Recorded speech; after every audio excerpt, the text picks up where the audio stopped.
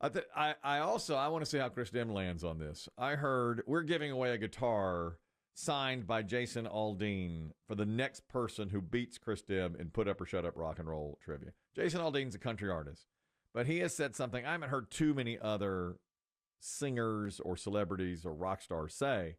Here's what he's against. Let's see how Chris Demm falls on this. Encores. I'm not a big encore guy. I feel like I hate when artists kind of bait them into that. You know, it's like, oh, I'm not going to play one of my biggest songs so that you guys cheer when I'm done for me to come back out and do this, right? Like, and I always tell them, listen, I'm going to just play you guys everything we got, and when it's over, right? Like, that's it. I'm not going to go off stage for 5 minutes and wait for you guys to cheer for me to come back out. Like, let's just play everything we got. When we leave the stage, it's done. I love that idea. I do. I love it. Encores, I'm against it. You know, just do what Jason Aldean did. Say, look, I'm going to play everything in my catalog. When I leave, going home. Lights up. That's it. Lights Start up. the car. I'm done. Get on out of here. I already like Jason Aldean, but he just moved up my list. Amen, brother. We're on the same page here I hate today. it too. I do too. I hate that. I hate the encore. Yeah. Because we all know. Yeah. Of course, the people still cheer like they're surprised when they come back out. But I hate that. And if I was the artist, like maybe it's just how I treat this show, but when I see the finish line, that's it. Yeah, I mean, to me, that's He's like, out the door. He's out the door. To me, that's like me getting in my car and you, Chris Kelly, calling me, going, "Hey, come back. We got to do one more segment." Let's do One our more biggest- segment. Let's do our most popular thing. Let's play a Yeah. Put Up or Shut Up game. Come on, come on. Yeah, I mean, I'm ready to go. It would be like us not playing the game today and then waiting till like 5 minutes after the show's over and go, all right, we'll do it. You've clamored for it enough. Let's go do it. In his case, I'm sure he's like, all right, we got to go back out and play Dirt Road Anthem. Right, right. Now, you can finish with your biggest song. I have no problem. Obviously, you build to the finish. Absolutely. Whatever. But I love that attitude. Well, sometimes the artists, they need a break. They get a drink. They towel off. They change their shirts. I mean, you know, there's a wardrobe change. And yeah, it's just become pretty stilted in many ways nowadays. Well, that's the thing. It's but just it used so to be. It expected. used to be organic. You know, the crowd didn't want to leave. Well, now that I like. You know, the very first person who ever did it. It's probably from the opera days, right? Oh, you think? Maybe it was. Yeah, I mean, they were called curtain calls. I mean, people would demand that the artist come out and sing one more aria or something. I thought a curtain call was you just came out and bowed. and maybe bow. Yeah, but the first, did the Eagles in 1977 do? I bet they did. They did encores. I'm sure right? they did. They just waited for people. I know they did. Once again, in our case, though, we don't get curtain calls. We get emails. They're like, "Hey, you idiots! You bozos didn't play Put Up or Shut Up today. Right. Get your butt back in that studio And play it. That's right. You lazy sack of crap. I didn't know. My first real concert, Doobie Brothers, 1976. I didn't know what an encore was. And the Doobies said, you know, thank you, good night. I can't remember what they played.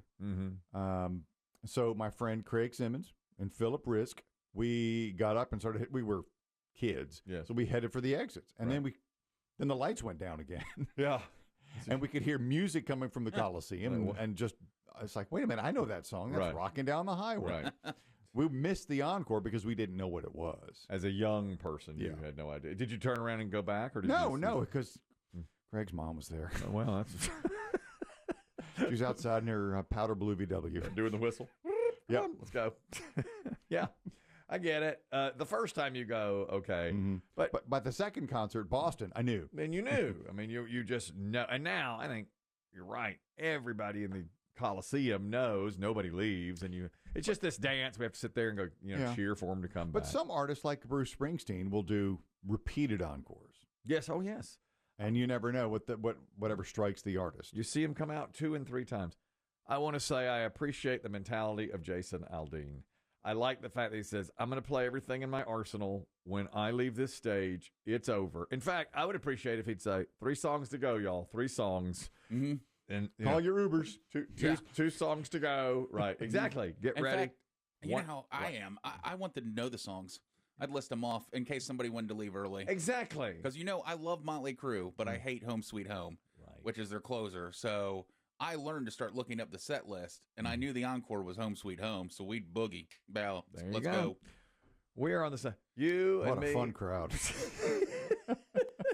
Sitting there ticking off the song by That's song. right. You and me and Jason Aldean. One time we had such great seats to Motley Crue, too, that I'm pretty sure Nikki Sixx saw us leaving. Like they stay. We're right by where they go to the back towards the crowd, and they rise up on this riser.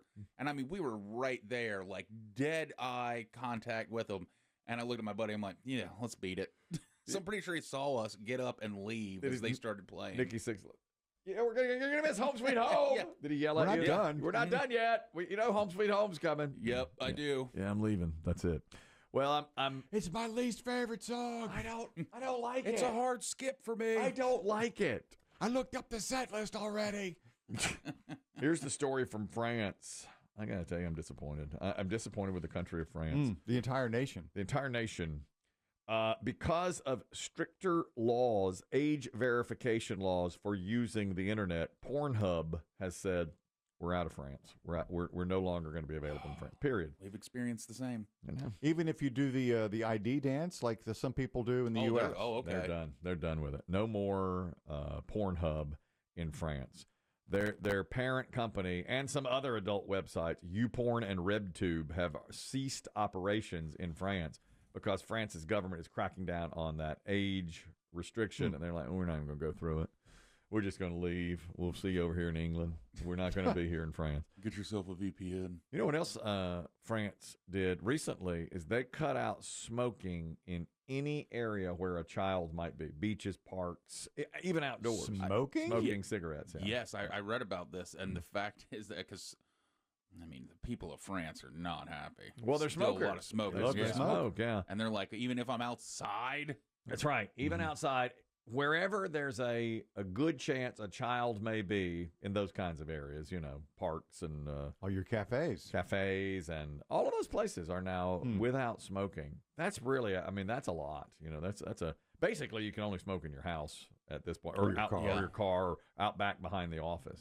Now I will tell you, here where we are in North Carolina, I did see there's a bill going around that would raise the age you can buy nicotine products from 18 to 21. I'm against it. Really? No, I'm for it. I'm for that. In fact, they had a group of young teenagers, kind of like introducing this bill, and in a way, it kind of warmed my heart. I know it shouldn't have, but one girl described how she can't even go to the bathroom to use the bathroom between classes because all the stalls are filled up with vapors. That's right. And in my day, it was I couldn't go pee because all the stalls were filled up with smokers. Right. And the bathrooms just constantly smelled of urine and smoke. And I was like, well, it still happens. It's just fruitier smoke. Yeah, it's just vape now. Should I remind you that I was president of an organization called SASS, Students Against Student Smoking, when I was in the 8th grade. And I really was the pioneer of this. I was on the front end. I put up my posters with my picture waving my finger like do not smoke. Sasshole. Sasshole. It is what they called you. There was a lot of graffiti. That's what we called our clubhouse. There was Come on down to the Sasshole, everybody, and meet me. We'll meet at the Sasshole later. Many days after people would, in fact, smoking rates went up because I reminded people, you can smoke. People would stub their cigs out on your posters. On the poster. Oh, yeah. And I'd say, we need to reconvene at the Sasshole. And eventually our organization was undone. We're good here. Unfortunately, most of the teachers were heavy smokers, so they didn't. Right. Yeah. We didn't get the support from the staff. The faculty that you were hoping for. Yeah. That's exactly right. That was the problem.